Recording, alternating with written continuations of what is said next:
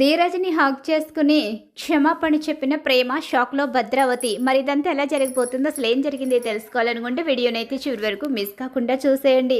అలాగే jewellery collection చూపిస్తూ ఇప్పుడు రాబోయే కథలో ఏం జరిగిపోతుంది అన్నది ఇప్పుడు నేను పూర్తిగా వివరించిపోతున్నాను. మిస్ కాకుండా చూడండి. అలాగే మా వీడియోలు వస్తే లైక్ చేయడం మాత్రం మర్చిపోకండి.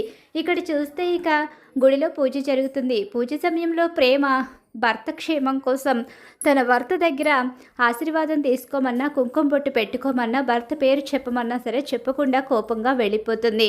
ఇక అందరూ కూడా బాధపడతారు. ప్రేమకి ఇంత కోపం ఏంటి అని ధీరజ్ కూడా చాలా బాధపడతాడు.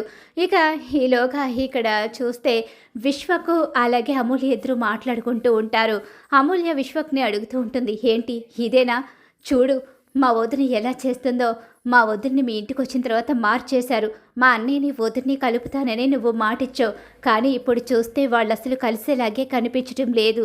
లేదు, ఎలాగైనా కలుపుతాను, నా చెల్లెల్ని తిరిగి ఎలాగైనా మీ ఇంటికి పంపిస్తాను అని చెప్పేసి విశ్వకైతే అంటూ ఉంటాడు. ఏమో ఇదంతా జరిగేలా నాకేం కనిపించడం లేదు అని చెప్పేసి అమూల్య అక్కడి నుంచి వెళ్ళిపోతుంది. అసలు ప్రేమ ధీరజ్ని ఎలా కలపాలి? అత్త ప్రతి విషయంలోనే ప్రేమని అసలు వాళ్ళ వైపు వెళ్లకుండా లాగేసుకుంటుంది. ప్రేమ ఇప్పుడు చాలా బాధపడుతుంది.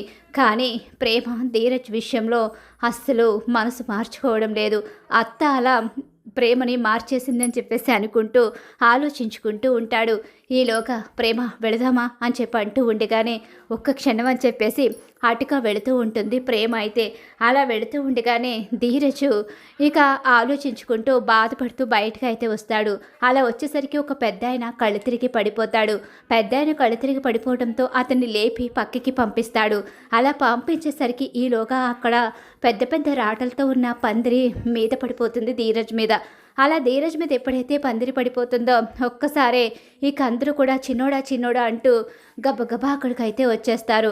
అప్పటికే ఇక ధీరజ్కి తలకి గాయం అయితే అవుతుంది. రక్తపు దెబ్బ తగులుతుంది ధీరజ్కి. ఇక చిన్నోడా చిన్నోడా అంటూ తెగ ఏడుస్తూ ఉంటుంది వేదవతి. అయితే చిన్నోడా ఏం కాలేదు కదా చిన్నోడా అని చెప్పేసి తన అన్నగారులు అలాగే వదినలు అలాగే తండ్రి కూడా అందరూ కంగారు పడిపోతూ ఉంటారు. అక్కడే ప్రేమ ఆ విషయాన్ని చూస్తుంది. అసలు గుడిలో పంతులు గారు చెప్తూనే ఉన్నారు, ప్రేమని నీ పేరు చెప్పమని, లేకపోతే భర్తకి అరిష్టమని. కానీ అది ఎక్కడా వినలేదు.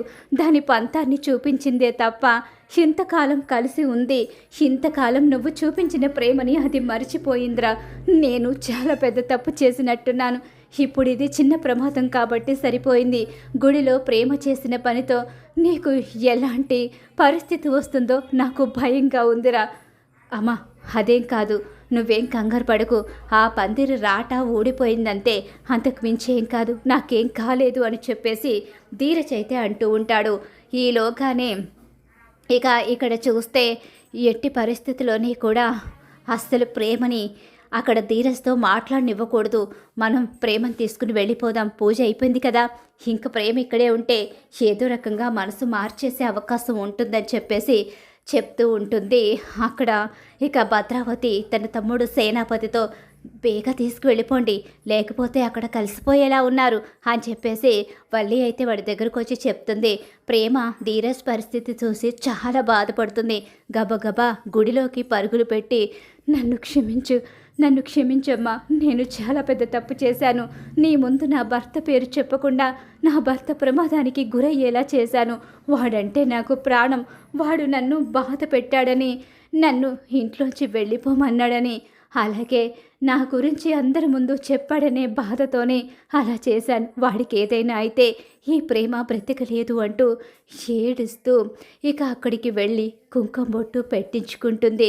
ఇక అలా కుంకుమ బొట్టు అమ్మవారి దగ్గర తీసుకుని పెట్టుకుని మళ్ళీ గబగబా పరుగులు పెడుతూ ధీరజ్ దగ్గరికి వెళుతూ ఉంటుంది. ఈలోగా అమ్మ ప్రేమ అని చెప్పేసి పిలుస్తూ ఉంటుంది భద్రావతి. అయితే అలా పిలిచేసరికి ఏంటత్తా, వెళ్ళిపోదాం పదమ్మా, మనం ఇక్కడ ఎక్కువసేపు ఉండకూడదు. ఎక్కడికి వెళ్తున్నావు? లేదత్తా ఇప్పుడు కాదు, నేను వస్తానుందట, కాసేపు ఉన్న తర్వాత వెళదాం.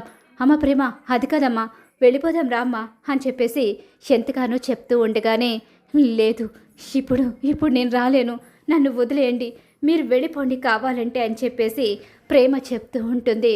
ఈలోగా చిన్నోడా ఏంట్రా ఈ పరిస్థితి? నాకేమీ అర్థం కావడం లేదు. ప్రేమ ఇంతగా తను నీ మీద ద్వేషాన్ని పెంచుకుంటుందని అనుకోలేదురా. నేను నీకు బలవంతంగా పెళ్లి చేశాను. ప్రేమకు నీకు ఇష్టం లేకపోయినా మీ ఇద్దరిని ఒకటి చేశాను. ఆ తరువాత ఒకరి కోసం ఒకరు ప్రాణంగా బ్రతకడం మొదలుపెట్టారు. ఇద్దరిని చూసి ఎంతగానో సంబరపడిపోయాను. నా కొడుకు కోడలు కలిసిపోయారని, నా మేనకోడలు నా కొడుకు ఇక ఎంతో సంతోషంగా ఉంటారని ఆశపడ్డాన్రా. కానీ ప్రేమ మా అక్క పంతాన్ని పుచ్చుకుందని తెలుసుకోలేకపోయాను. నువ్వు చేసిన ఆ చిన్న పనికి ప్రేమ ఇంత పంతానికి పోయి చివరకు నీ ప్రాణాలనే రిస్క్లో పెడుతుందని తెలుసుకోలేకపోయాన్రా. ఇంత తెలిసి ఉంటే ఆ రోజే నీకు ప్రేమతో బలవంతంగా పెళ్లి చేసేవాడిని కాదురా ధీరజ్ అని చెప్పేసి ఇక వేదవతి అయితే కొడుకును పట్టుకుని ఏడుస్తూ ఉంటుంది. అమ్మ, ఇప్పుడు నాకేం కాలేదు కదా, ఎందుకు కంగారు పడతావు? పాత గతాన్ని ఎందుకు తవ్వుకోవడం? ఈ విషయంలో నువ్వేమీ కంగారు పడకు, ఏం కాలేదు కదా. ప్రేమ కోపంలో ఉందంతే, దానికి నేనంటే ప్రాణం. అది ఎప్పటికీ నా చెయ్యి వదలదు. బాధలో అలా చేసిందే తప్ప నాకేదో కావాలని అది ఎప్పుడూ కోరుకోదు. దానికి నేనంటే ప్రాణం. నేను లేకపోతే బ్రతకలేదు. ఆ విషయం నాకు తెలుసు. ఏదో ఒకరోజు ఖచ్చితంగా ఈ ధీరజ్ కోసం తను తిరిగి వచ్చేస్తుంది. ఆ నమ్మకం నాకుంది. ఇంకా కూడా నీకు దాని మీద అంత ప్రేమ ఉందంటే అది ఎంత అదృష్టవంతురాలరా. నీ మీద కోపగించుకుని వెళ్ళిపోయి నిన్ను ద్వేషిస్తున్నా సరే నిజంగా నువ్వు అంతగా ప్రేమని ప్రేమిస్తున్నావా? అవును ధీరజ్, నువ్వు ఇంతగా ప్రేమని ప్రేమిస్తున్నావని ప్రేమకు తెలియక వెళ్ళిపోయింది. లేకపోతే ఖచ్చితంగా ప్రేమ ఇక్కడే ఉండి ఉంటుంది, మనతోనే ఉండి ఉండేది. ఆ రోజు వాళ్ళ నాన్న కావాలని నిన్ను రెచ్చగొట్టిన విషయం పాపం ప్రేమకు తెలీదు. ప్రేమని వాళ్ళత్త పక్కకు తీసుకుని వెళ్ళిపోయిన తర్వాత ఇక్కడ వీళ్ళు గొడవని పెద్దది చేసి కావాలనే వాళ్ళ నాన్న నిన్ను రెచ్చగొట్టి అత్తయ్యని మాటలని అవమానపరిచారు. అందుకే ఆ రోజు పూర్తి గొడవ తెలియక ప్రేమ ఇలా ప్రవర్తిస్తుంది. లేకపోతే ప్రేమ కూడా నిన్ను వదలదు ధీరజ్ అని చెప్పేసి అంటూ ఉంటుంది నర్మద. వీళ్ళందరూ ఇలా మాట్లాడుతూ ఉండగానే ఆ మాటలన్నీ చేతిలో కుంకుమ పట్టుకుని తీసుకొచ్చిన ప్రేమ వినేస్తుంది. అలా వినేసిన ప్రేమ ఒక్కసారి గొప్ప కూలిపోతుంది.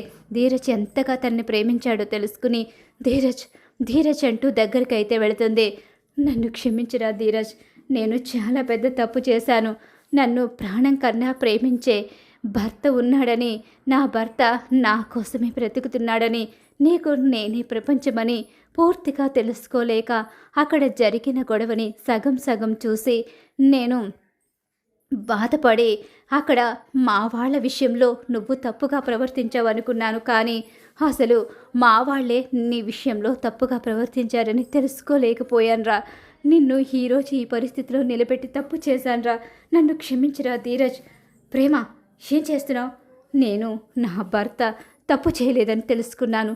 వీడితోనే కలిసుంటాను. ఇక వీడే నా ప్రపంచం. వీడిని వదిలి ఎప్పటికీ ఎక్కడికి రాను. ఎట్టి పరిస్థితిలోని కూడా వీడిని వదులుకొని ఉండే ప్రసక్తే లేదు అని చెప్పేసి ఇక చెప్తూ ధీరజ్ నన్ను క్షమించరా అంటూ చేతిలో ఉన్న బొట్టు తన నుదుటిన పెట్టించుకుని ధీరజ్ని హగ్ చేసుకుని, అత్త, చిన్నత్త, నేను తప్పు చేశానత్త. నువ్వు నా కోసం మంచి చేస్తే నేను దాన్ని కూడా తప్పుగా అర్థం చేసుకుని నిన్ను నీ కొడుకుని వదిలేసి వెళ్ళిపోయాను. నన్ను నా భర్తని దూరం చేయాలనుకున్న వీళ్ళ మాటలు నమ్మి నన్ను ప్రాణంగా ప్రేమించే ఈ కుటుంబాన్ని వదులుకున్నాను అని చెప్పేసి ఇక అందరితోనూ చెప్తూ ఉంటుంది. ఇక దాంతో మీరు ఇక్కడి నుంచి వెళ్ళిపోవచ్చు. ఇక నా కుటుంబం నుంచి నేను ఎక్కడికి రాను. నా ధీరజ్ చెయ్యి వదిలిపెట్టి నేను బ్రతికేదే లేదు.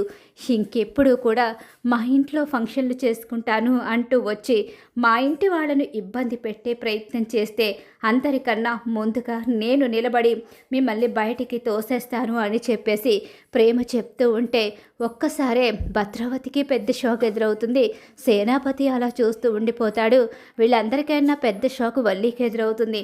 ప్లాన్ చేసి మరీ బయటకు గెంటేసిన వల్లి ఇప్పుడు చివరికి ప్రేమ వచ్చేసరికి ఇంకొక వ్యక్తిని పంపించేయాలకు ప్రయత్నిస్తూ ఉండగానే కథ మళ్ళీ మొదటికి వచ్చేసిందని చెప్పేసి నా గురించి కానీ బయటపడిపోతే ఇప్పుడు నా సీన్ అయిపోతుందని ఇక ఒక్కసారి షాక్ అయిపోయి ఉండిపోతుంది వల్లి అయితే. అలా వల్లికి ఊహించని షాక్ అయితే ఎదురవబోతుంది గుడిలో. మరి ఖచ్చితంగా రాబోయే కథలో ఇలా అయితే జరిగిపోతుంది. ప్రేమ ధీరజ్ కలవాలని మీరు కోరుకుంటున్నారు కదా! అయితే వీడియోని తప్పకుండా లైక్ చేసేయండి. అలాగే మా వీడియో నచ్చితే గనుక పక్కనే ఉన్న హై బటన్ మీద క్లిక్ చేయండి.